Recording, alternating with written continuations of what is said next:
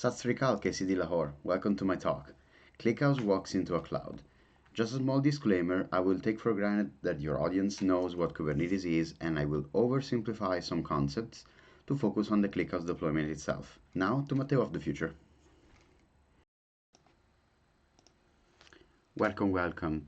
Today we're going to discover how Kubernetes, Docker, and ClickHouse can work together, or simply put, how to ship ClickHouse in the cloud. How many of you are familiar with Kubernetes again? Oh, well, I'm speaking at KCD, so probably most of you know. Anyway, this is our agenda for today. A teeny tiny intro about me, then we're gonna have some cool slides and a slick demo. So, I'm Matteo, I'm your speaker. I'm a developer advocate, a startup CTO formerly, a freelance DevOps and platform coach, a cloud native consultant. I've been also a lead DevOps engineer and site reliability engineer, and a software engineer. Outside my job duties, I'm an organizer of Kubernetes and cloud native events, including KCD in the Netherlands. And yeah, I collaborate with some meetups and conferences as well. I also enjoy some non-tech activities like making music, which is somewhat technical since I produce it too. And yeah, that's about me. So, what I want to get you home with is how to deploy ClickHouse on your laptop, deploy ClickHouse with or without an operator in your favorite cloud, and running some commands to test how awesome ClickHouse is. Let's dive into how and why we want to run ClickHouse in the cloud native way, shall we? So, what is cloud native? There's a whole lot of definitions around cloud native, and the one that you can read in this slide is the CNCF definition. But since we don't have too much time today, we're gonna be happy with just saying that cloud native means born to be cloud. Now, cloud native is a pretty effective, architecture in the real world, and these are some benefits of deploying ClickHouse in the cloud native way. You will get a scalable and self-healing ClickHouse experience ready to be configured, optimized resource usage, and overall density of your ClickHouse installation will be way more. There's also a link to a ClickHouse blog that's titled Saving Millions of Dollars by Being Packing ClickHouse Pods in AWS EKS. This has been pretty insightful when I read it. It also shows how hyperscaler clouds are a bit late to import some Kubernetes feature in their managed services, like the most allocated Kubernetes schedule scoring policy. Then, the fact that you have minimal downtime plus ease in handling day two operations is a pretty big advantage of having ClickHouse in the cloud.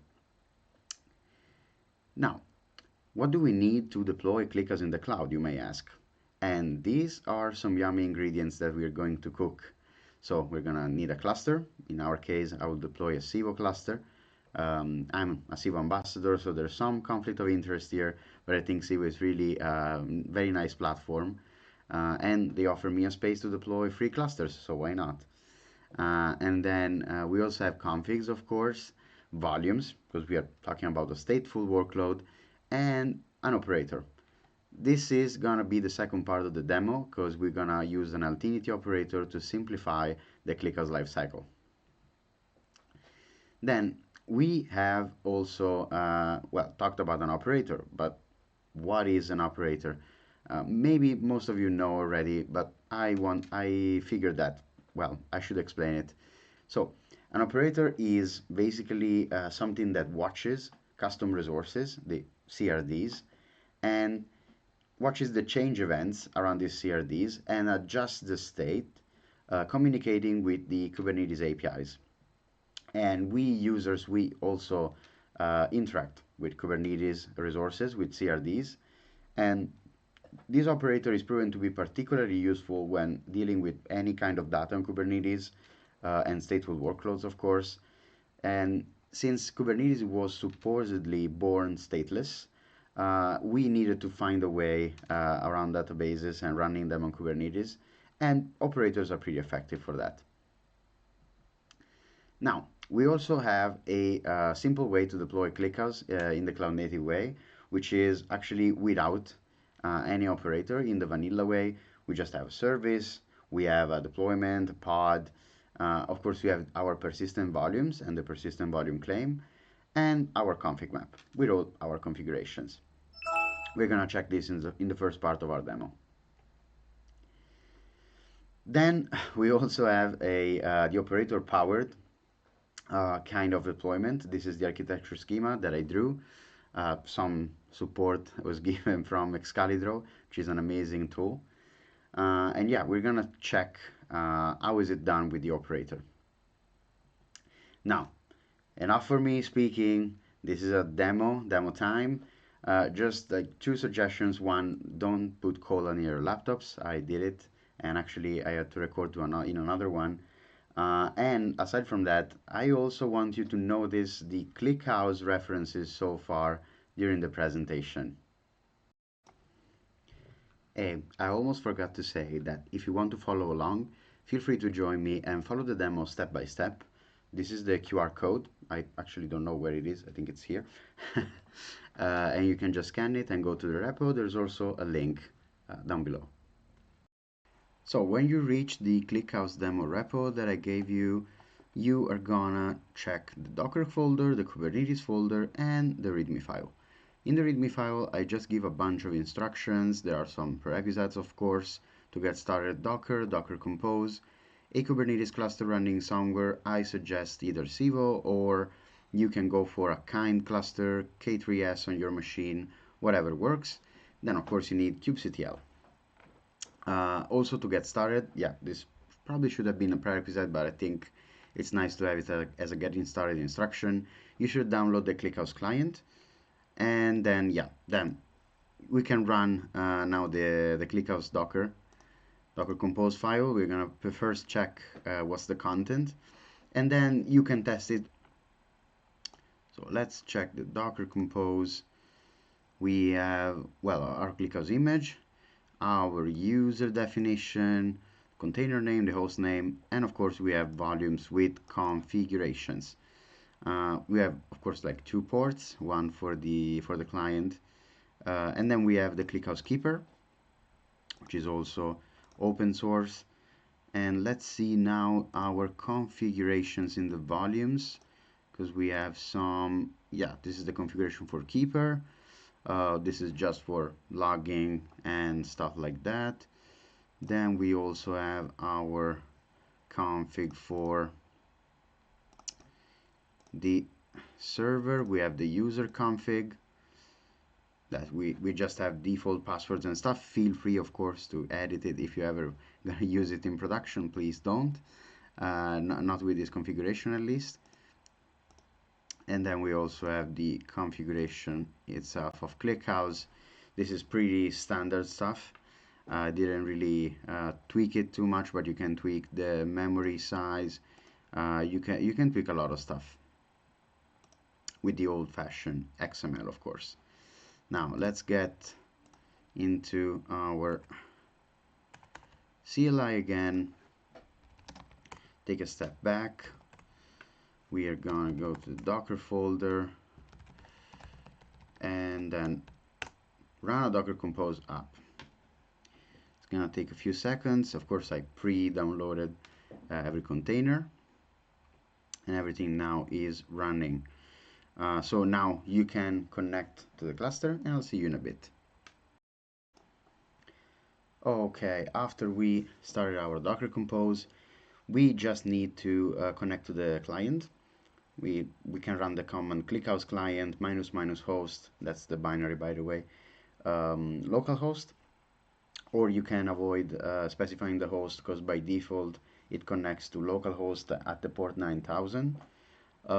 If you ever need, of course, to connect, and we're gonna see how, to the ClickHouse that you deploy in the cloud, of course you're gonna just change the host, and I think the port as well. It's always a good choice to variate the port. Okay, now let's check out how to deploy our ClickHouse on Kubernetes vanilla with no operator. It's a bit like before, but after getting access to our cluster, we'll need to run these commands from the Kubernetes repository that we're gonna now check. Don't mind me, I'm gonna clear this and I'm gonna run these comments. I'm gonna wait that everything gets created, and in the meantime we can take a look at what we are doing with our resources. So Kubernetes, we could have done it from the CLI, but let's see. And then let's start with the persistent volume. So persistent volume, we are gonna have a storage of 6 gigabytes. Of course, feel free to change this one. We can make it more complex. We can use Helm if you want. But the thing is, you have to decide a capacity for your storage. Then, of course, you are going to retain the storage with the policy, and we're going to create a storage class. There is nothing particularly interesting in this one, I think. Of course, we have also a persistent volume claim, which is just useful for us to read and write on the volume and to claim its usage. Then we have a service. This is really useful to externalize our deployment, so we're gonna be able to access it even from outside the cluster. Then we also have a deployment. This is of course the most complex one. Yeah, I added a comment, I only have one replica, but actually now we could actually change it to, well, let's say 3 replicas, which I think is fair enough. It's not a live video, but I wanted to keep this one as well. Okay, and then, yeah, cool. Now I applied with 1 replica, but I'm gonna reapply later. We have our container ports, we have our limits and requests. I think it's right sized, yeah, 4 gigabytes, 2 gigabytes. Cool. And then we have our volume mounts with all the configurations we checked out before. And we're back. So once we created it with our vanilla setup, we just need to connect to it with either within the Kubernetes cluster with exec-it that's gonna be deprecated soon, so I highly suggest not to do it. I will add a warning on the repo.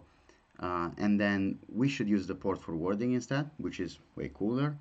Since we have a load balancer, we could also connect through this string, where what I'm doing is basically getting the ingress host name and using it as an input for the host parameter of the ClickHouse client, always port 9000, which is also a default. Remember, very important for both the operator and your vanilla deployment, you should clean up all the resources to avoid incurring into costs, which we don't like and it's not sustainable. And yeah, that's about it. Okay, welcome to the ClickHouse demo. Now we are going to create a ClickHouse demo cluster with how many nodes, whatever. We're gonna have some networking defaults.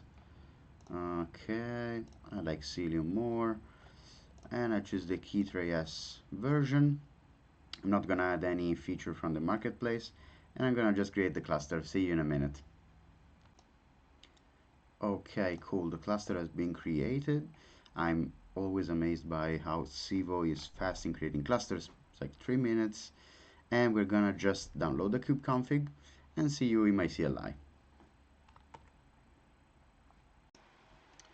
Welcome back. So we are in my CLI now. We're gonna check that everything is right in the cluster. Everything seems okay. Then we are going to apply the Altinity operator YAML that you can find in the operator folder under the Kubernetes folder. Let's wait that the CRDs are created. Config maps, cluster role, service account, secret deployment. Okay, everything looks fine. Now let's jump back to our README file on the repo. We are going to check, of course, if all the pods have been created. which status they are. Okay, currently running. Perfect. We are going to create a namespace called test ClickHouse operator. Pretty cool. Then we're going to apply the example that we have left in the folder. There will be probably many more that I will add. Cool. So you can play with it. My objective is for you to have like a sandbox where you can test ClickHouse and play with it.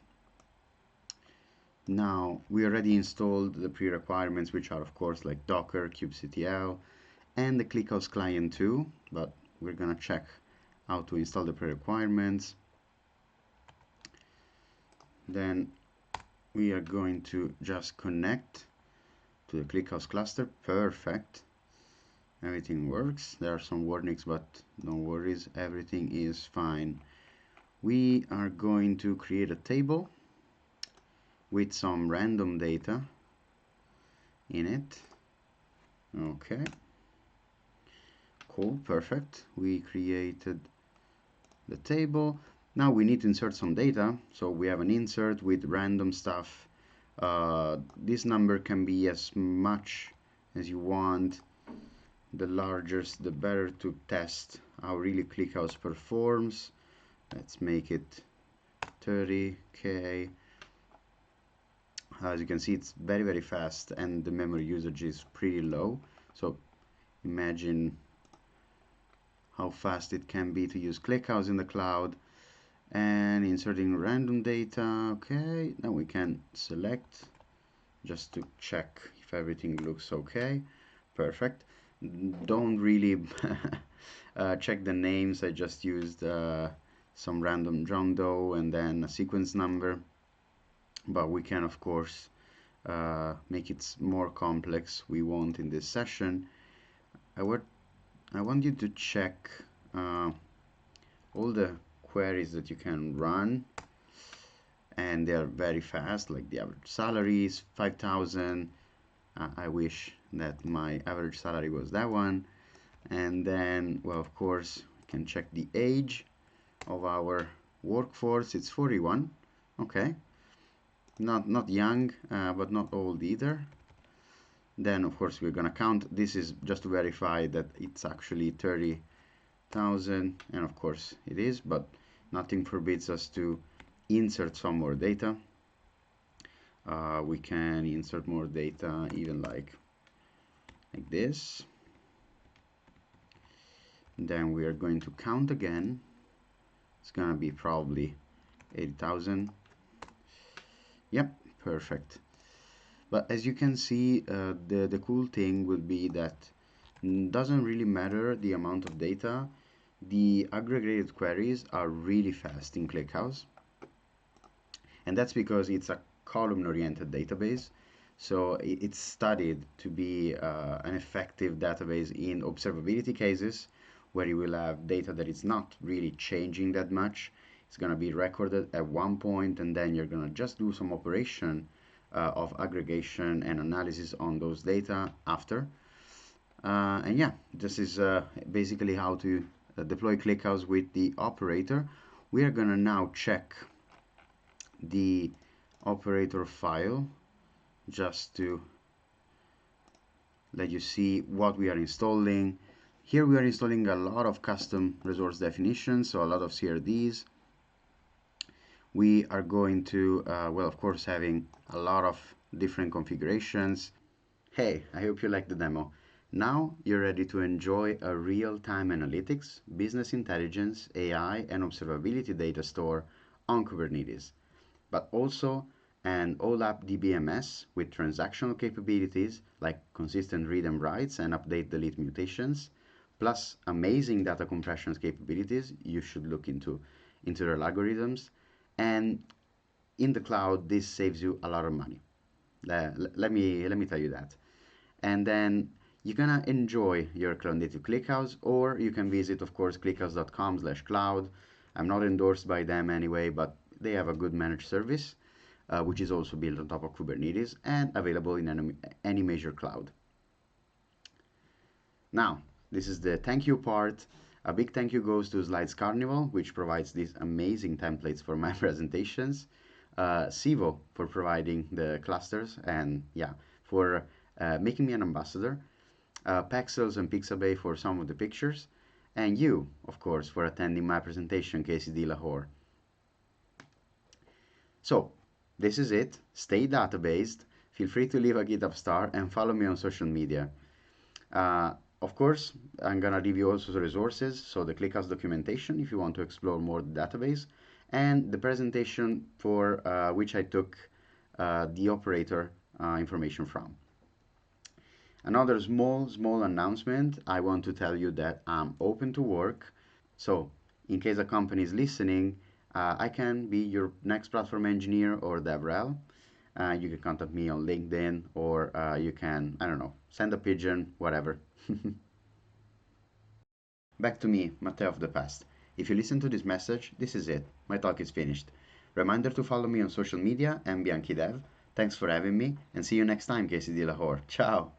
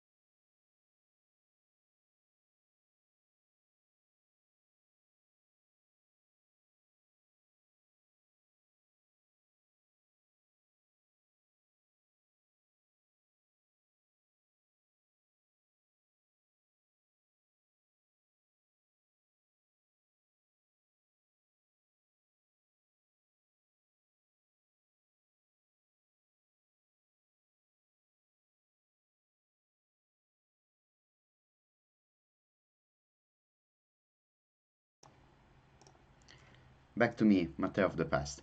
If you listen to this message, this is it. My talk is finished. Reminder to follow me on social media and Bianchi Dev. Thanks for having me and see you next time, KCD Lahore. Ciao!